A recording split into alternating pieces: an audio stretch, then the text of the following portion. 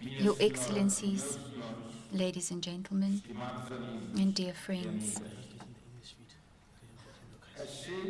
I thought that at this time it would have been remiss of me to ignore the 50th anniversary celebrations of the Organization of African Unity. Therefore, I will start precisely there. Indeed, the African Union has just celebrated the 50th anniversary of the founding of the Organization of African Union, an initiative that I welcome with great hope.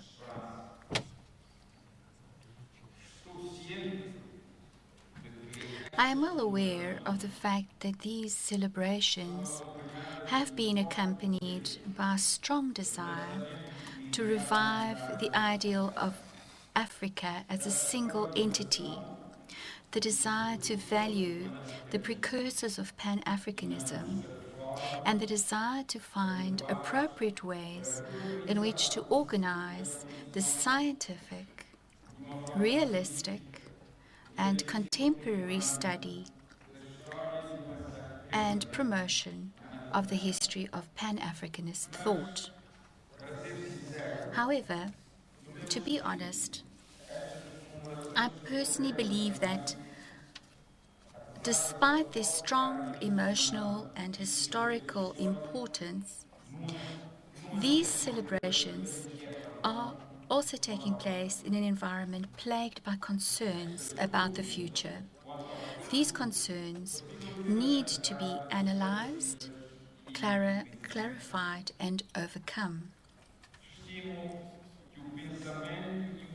I believe that Pan-Africanist thought and ideals are compelling elements of modern African history, of Africa and its diaspora. In their very essence, they inspired a desire for self-determination, which perseveringly fought for the cultural rehabilitation and the restoration of the dignity of African slaves and their descendants in the Americas,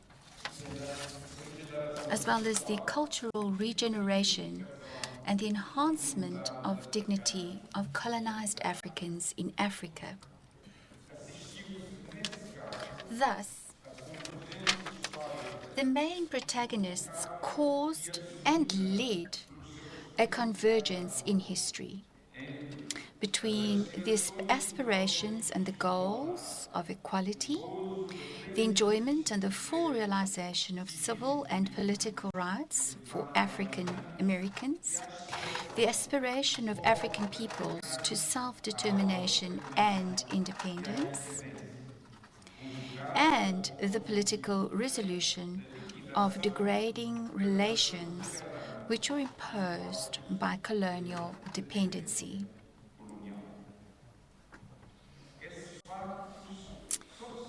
This convergence can only be explained by the existence and preservation of memories and by a sense of belonging, common human origin, by the awareness that both peoples were living in similar situations of denial of their fundamental human rights, by their shared understanding of the unique nature of the discrimination, suffering, and humiliations that were imposed on the two transatlantic communities, by the perception that the goal was to build a common future based on solidarity, and finally, the awareness that success required a strategy of solidarity and unity among the leaders driving the two liberation struggles. Following the resistance, revolts, and struggles, wherein we must include the American Civil War, which resulted in the abolition of slavery in the Americas, a constellation of Pan-Africanist thinkers flourished in the African American communities towards the late 19th century and the beginning of the 20th century. William Du Bois, George Padmore, Dudley Thompson, and Marcus Garvey stand out among other well-known intellectuals. I wonder what influence the Haitian Revolution had on them. Incidentally, it was the intellectual Afro-Haitian Antonio Firmin who, in 1885, unequivocally refuted Arthur Gobineau's theories of racial superiority by responding to them with scientifically founded arguments. colonialismo vivia o seu momento de esplendor, pós-imperialista, e de subjugação da terra e de destruição das instituições locais. At the same time in history, colonialism was thriving in all its splendor on the African continent, conquering and subjugating its peoples and destroying still fragile local state institutions. For the people in Africa, this was a time of resistance to colonial infiltration and the establishment of colonial rule in its various forms on the continent, culminating in the loss of national sovereignty and the establishment of colonial oppressive regimes in Africa. It was in the intellectual camp, in opposition to the darkness of colonialism, subjugation, and racial discrimination, that the ideals of Pan-Africanist cultural resistance and black consciousness emerged. Both these ideals sustained oppressed Africans' aspirations of social and cultural emancipation.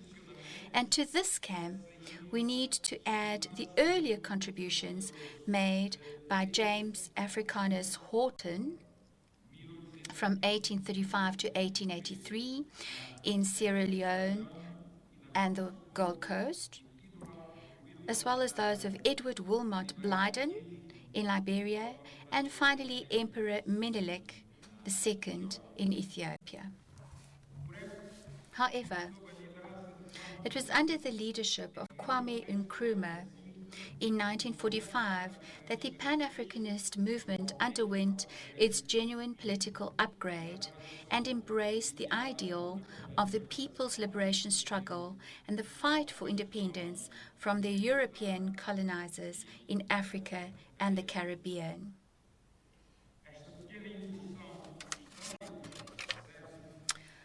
This brief historical overview has simply allowed me to place Pan-Africanist ideals and their contribution within the purview of the political process that led to the independence of African states and to the late establishment of the OAU.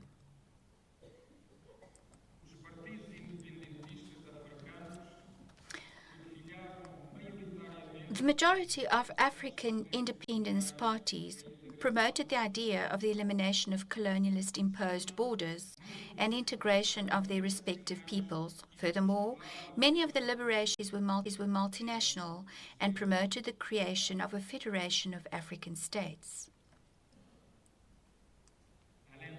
Moreover, national liberation struggles took place interdependently within an environment of strong cooperation and solidarity among the freedom fighters and their respective political organizations. Conversely, though, the processes that led to independence occurred in a piecemeal fashion, colony by colony and state by state. Even some of the more federal entities that existed at the time did not survive.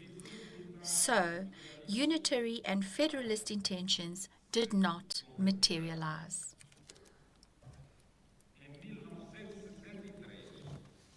In 1963, at the time when the Organization of African Unity was founded by 32 sovereign African states, I was a militant in the PAIGC party, the African Party for the Independence of Guinea and Cape Verde. It was a party which was involved in an armed struggle for the independence of the then Portuguese colonies of Cape Verde and Guinea-Bissau. We followed the debates regarding which union model should be chosen with great passion and hope. At that stage, the revolutionary proposals of the Casablanca group were juxtaposed to the more moderate and conservative proposals of the Monrovia group. Finally, the model that was found, the so-called Africa of States, was a compromised solution. Thus, the Organization of African Unity was founded, and Kwame Nkrumah's Pan-Africanist and Federalist plan was placed on hold. It is not my intention to offer an assessment of the OAU's performance. I would rather try to offer an assessment of its usefulness. I'll focus on the practical usefulness of having an institution that could assert Africa's independence, especially with regard to the pursuance of national struggles for liberation and self-determination in the colonies.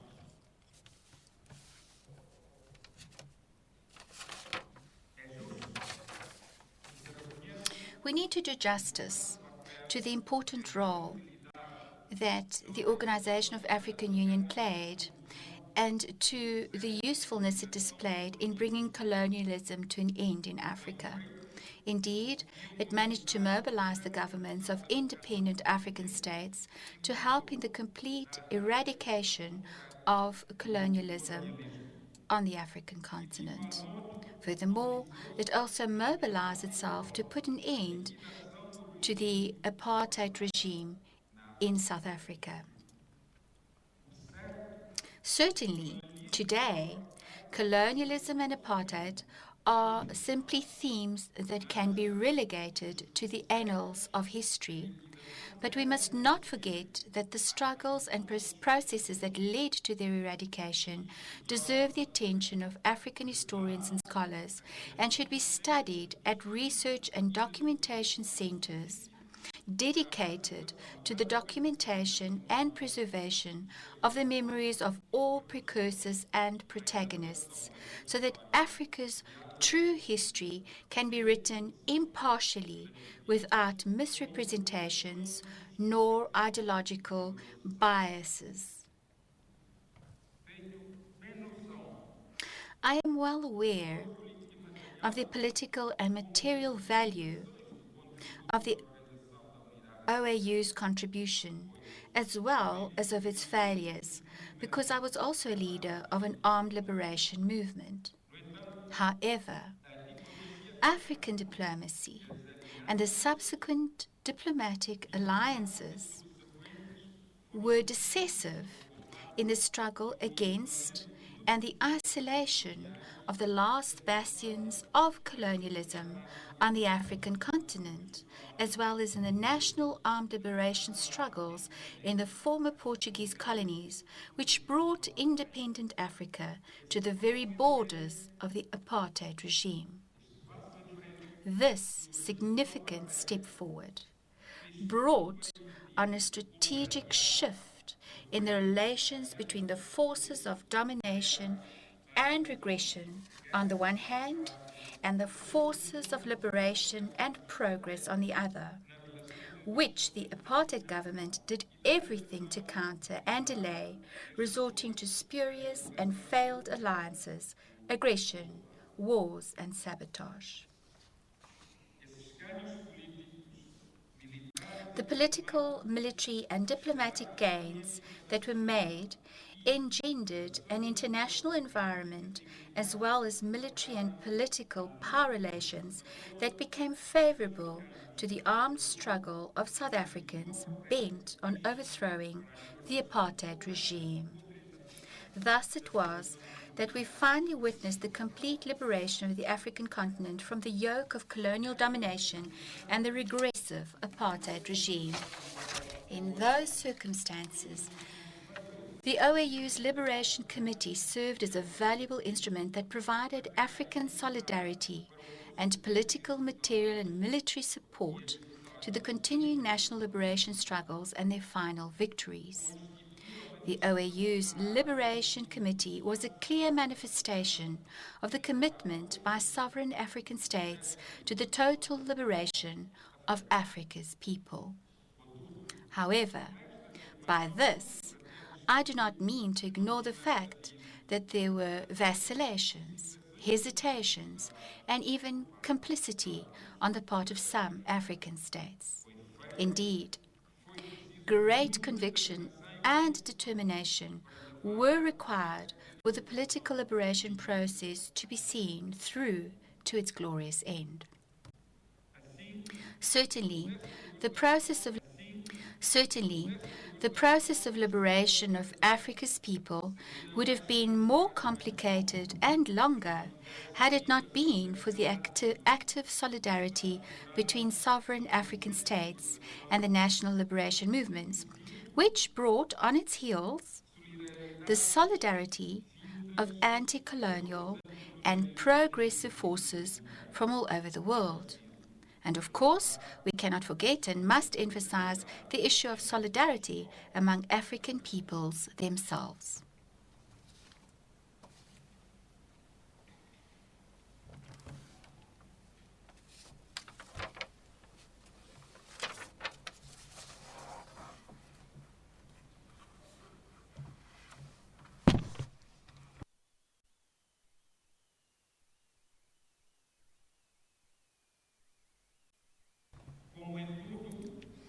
As with everything, freedom has its costs, and Africans and their states bore these costs.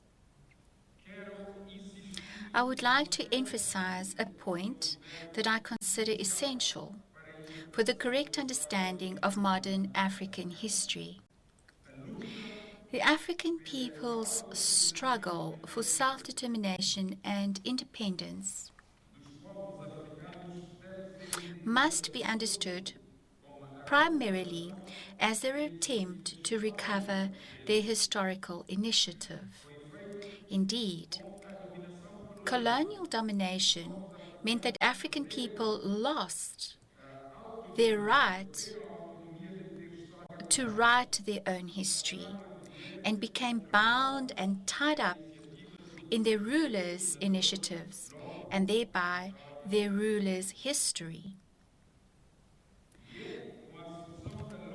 By taking on a struggle for their own liberation, a change came over them, and Africans once again took ownership of their historical initiatives and of their own right to be the protagonists and subjects of their own history. Consequently, the struggles for independence became victories that resulted from their taking ownership of their own historical initiatives. I believe that it is this emancipating historical initiative that needs to be revived and pursued today.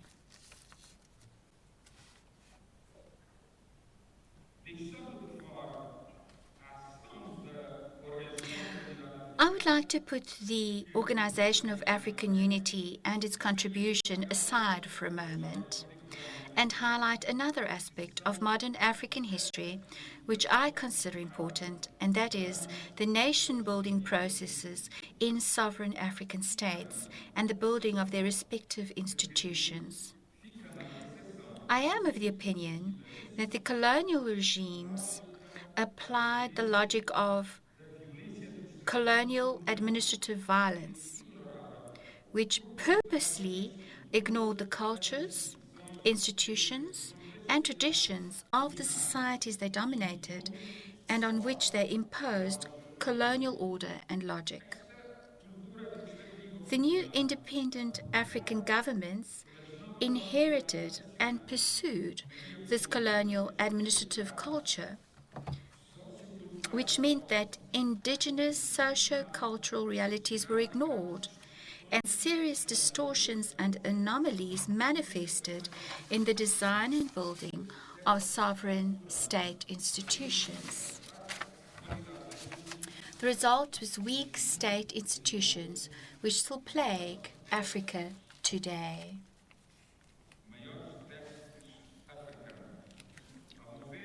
In my opinion, the problem of the so-called post-independent African crisis can, in the majority of cases, be traced back to institutional crises caused by generally weak, unrepresentative, and dysfunctional state institutions.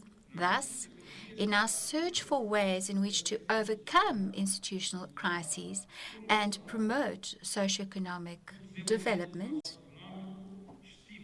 I believe that the key is to focus on establishing the rule of law and all the institutions associated with it, so that viable political alternatives can be found.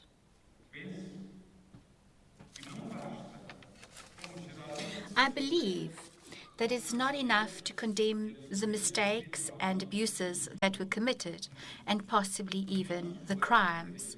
And please understand that I am in no way advocating impunity. However, I believe that it is necessary to seek to understand the underlying issues and their respective causes, to seek to understand the complexity of societies, and to understand how complex the process of nation building has been for the new independent states, rather than thinking that it is easy to establish new, effective, and legitimate political institutions through some mechanical method of copy and paste. There is another issue that requires attention, but it is of a more ethical nature. How do we ensure that merit, competence, dedication, and professionalism become fundamental criteria for our public service and for the proper management of our countries and continents' rex publicae? Returning to the Organization of African Unity, I would like to point out only two shortcomings from my perspective. Firstly, I know that studies and ambitious plans were formulated. However, little attention was paid to the strategies and material and human resources that were required for bringing those ambitions to fruition. Neither was sufficient attention paid to defining feasible priorities that could generate new resources and opportunities. Thus, the decisions that were made became mere intentions.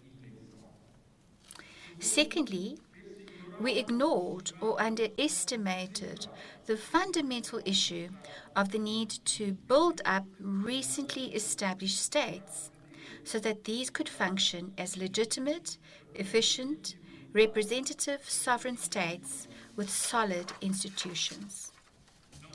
The organization and quality of the states was not a top political priority.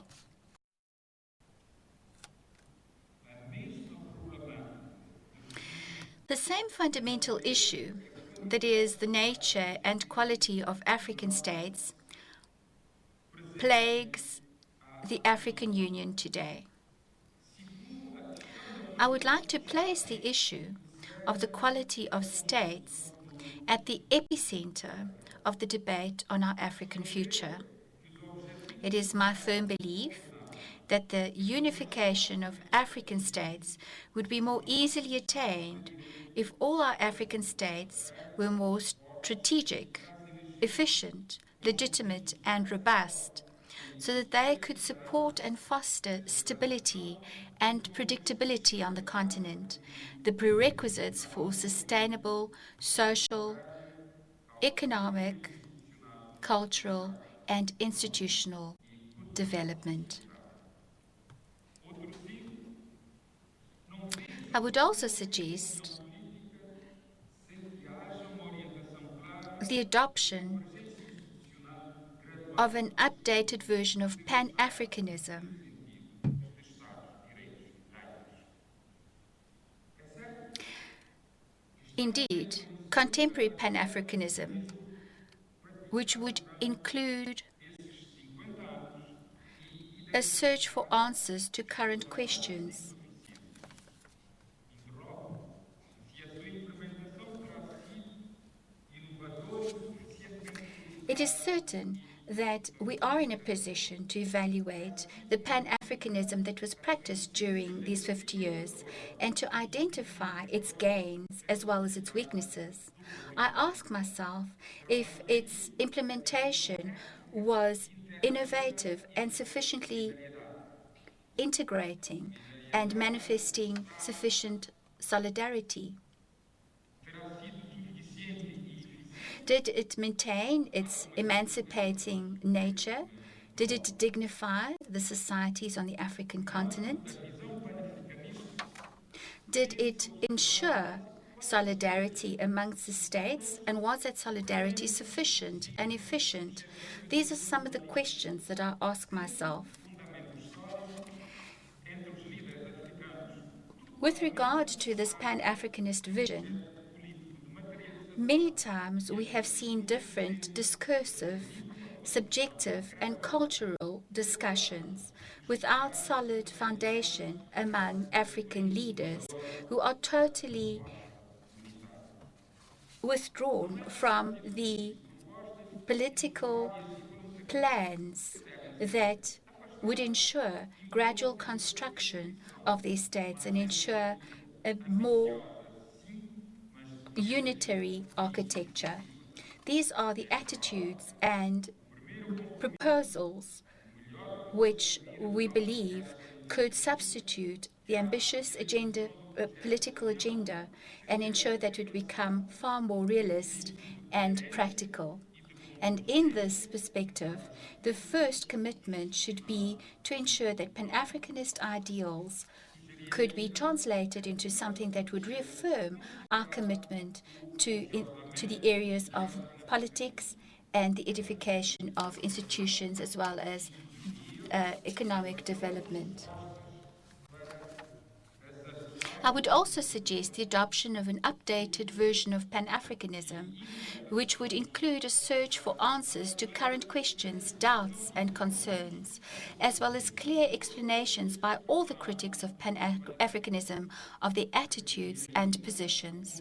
I would also demand loyalty and commitment from all leading politicians to the implementation of Pan Africanist ideal and its goals of African emancipation.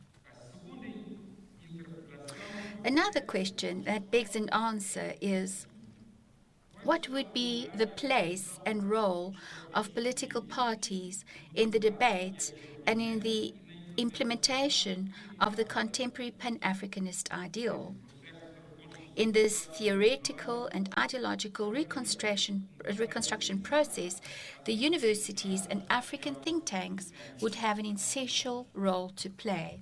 o terceiro princípio seria Another principle, the third one, would be to recognize assim contemporary Pan Africanism's liberating nature, since it is based on a vision of the world that begins with Africa and strategic African interests.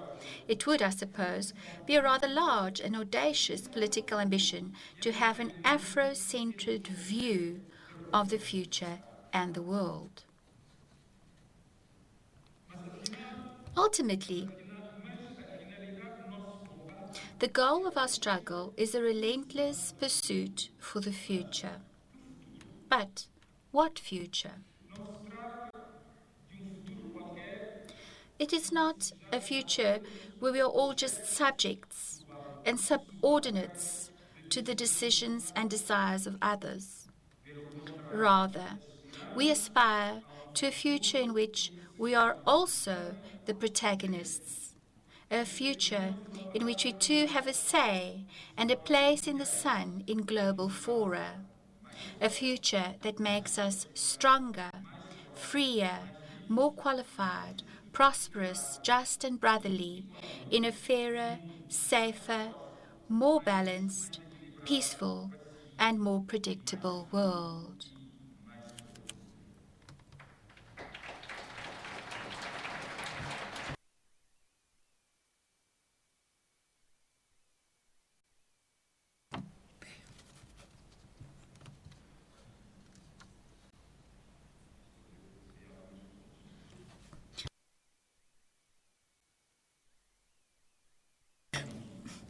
Current Afro optimism is a sign of the times, which is taking the former Afro pessimists by surprise.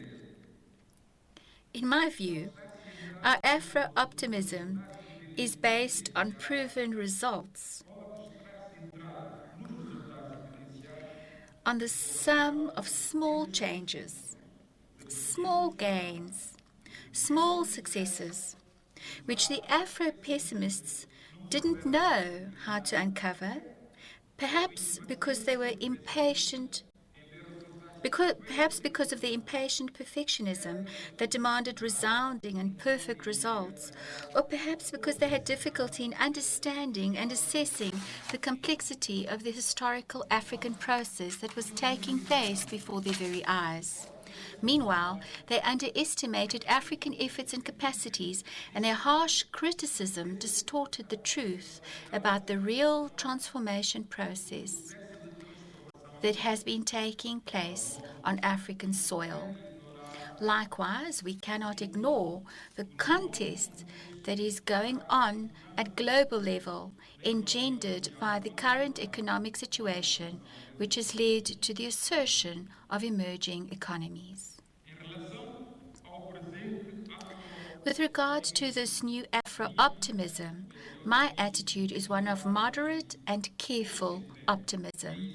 I believe that it is essential that leaders remain vigilant and humble and engage in a policy that is cautious, frugal, and focused on sustained growth, supported by a national and continental structural transformation and modernization agenda for all spheres of socioeconomic and financial thought and activity.